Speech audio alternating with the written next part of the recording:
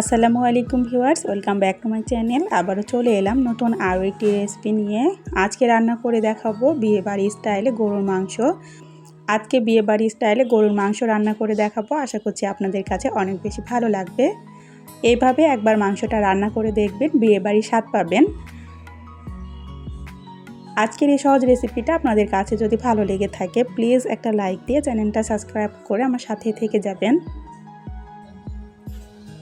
গরুর মাংস রান্না করার জন্য আমি এখানে 1 কেজি পরিমাণ গরুর মাংস নিয়েছি। আর মাংসগুলোকে ভালো করে ধুয়ে তারপরে পরিষ্কার করে একটা কড়াইয়ে নিয়ে নিচ্ছি।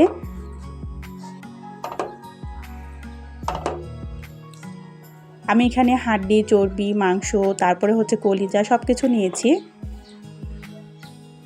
এবার এর মধ্যে আমি মশলা দিয়ে দিব। দিয়ে দিচ্ছি পেঁয়াজ কুচি। আমি এখানে 1 কাপের মতো পেঁয়াজ কুচি দিয়েছি।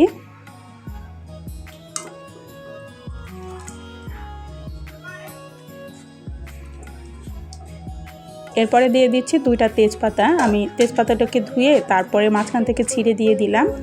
আর দিয়ে দিচ্ছি গোটা গরম মশলা। এখানে দারুচিনি, এলাচ, লং আর গোলমরিচ আছে, এগুলো দিয়ে দিচ্ছি। আর দিয়ে দিব হলুদের গুঁড়া, শুকনো মরিচের গুঁড়া। এরপরে দিয়ে দিচ্ছি ধনিয়া গুঁড়া, দিয়ে দিচ্ছি স্বাদ মতো লবণ, আর দিয়ে দিচ্ছি পরিমাণ মতো তেল। এরপরে দিয়ে দিব আদা রসুন বাটা। আমি এখানে জিরা সহ আদা রসুনটা বেটে রেখেছি, এটা দিয়ে দিচ্ছি 2 টেবিল চামচের মতো। এবার সবগুলো উপকরণ হাত দিয়ে ভালো করে মেখে নিব।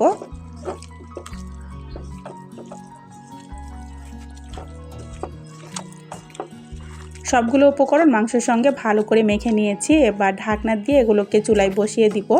আপনারা চাইলে এখানে 15 থেকে 20 মিনিটের মতো এটা রেস্টে রাখতে পারেন, তবে এটা রাখার কোনো দরকার নেই। আমি সরাসরি চুলায় বসিয়ে দিয়েছি।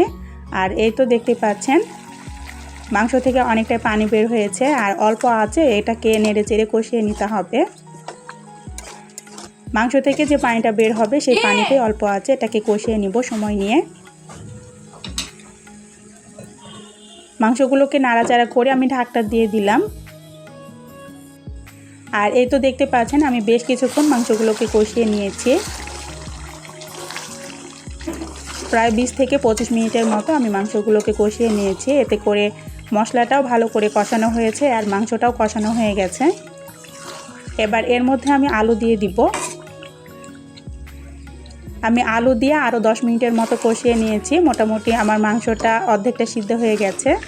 এবার এর মধ্যে আমি পানি দিয়ে দিব, দিয়ে মাংসটাকে রান্না করে নিব।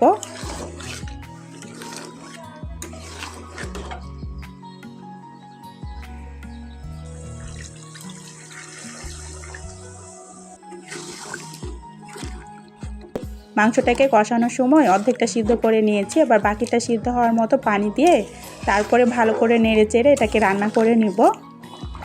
আমি পানি দিয়ে নিয়েছি। এবার এর মধ্যে আমি দিয়ে দিচ্ছি 3 থেকে 4টার মতো কাঁচামরিচ। এরপরে দিয়ে দিচ্ছি ভাজা জিরার গুঁড়া আর গরম মশলা গুঁড়া। এই গরম মশলার গুঁড়ার রেসিপিটা আমার চ্যানেলে দেওয়া আছে, চাইলে দেখে নিতে পারেন। এবার সবগুলো উপকরণ দিয়ে ভালো করে নেড়ে চেড়ে আমি ঢাকনা দিয়ে রান্না করে নিব মাংসটা পুরোপুরি সিদ্ধ হয়ে যাওয়া পর্যন্ত। এই তো দেখতে পাচ্ছেন মাংসটা রান্না করা হয়ে গেছে। আমি এবার চুলাটা বন্ধ করে দিব। আমি এখানে মাঝারি সাইজের 2টা আলু দিয়েছি, আপনারা চাইলে আলু ছাড়াও মাংসটা রান্না করতে পারেন। যারা নতুন বন্ধু ভিডিওটা দেখছেন, রেসিপিটা যদি ভালো লাগে একটা লাইক দিবেন, আর যদি বেশি ভালো লাগে তাহলে প্লিজ চ্যানেলটা সাবস্ক্রাইব করে আমার সাথেই থেকে যাবেন। এইভাবে মাংসটা রান্না করে দেখবেন, মনে হবে যেন বিয়ে বাড়ির মাংস খাচ্ছেন। এই ছিল আমার আজকের এই সহজ রেসিপি। গরম মশলার গুঁড়াটা দিলে মাংসের কালারটা অনেক সুন্দর আসে। এই গরম মশলার গুঁড়াটা দিলে বিয়ে বাড়ির মতো অনেক সুন্দর একটা টেস্ট আসবে। অবশ্যই এই গরম মশলার গুঁড়াটা দেওয়ার চেষ্টা করবেন। এই তো দেখতেই পাচ্ছেন মাংসটা রান্না করা হয়ে গেছে। এইভাবে একবার মাংসটা রান্না করে দেখবেন, বিয়ে বাড়ির স্বাদ পাবেন। আশা করছি আজকের এই সহজ রেসিপিটা আপনাদের কাছে ভালো লেগেছে। আর রেসিপিটা যদি ভালো লেগে থাকে প্লিজ একটা লাইক দিয়ে চ্যানেলটা সাবস্ক্রাইব করে আমার সাথে থেকে যাবেন। আজ এ পর্যন্তই, সবাইকে আল্লাহ হাফেজ।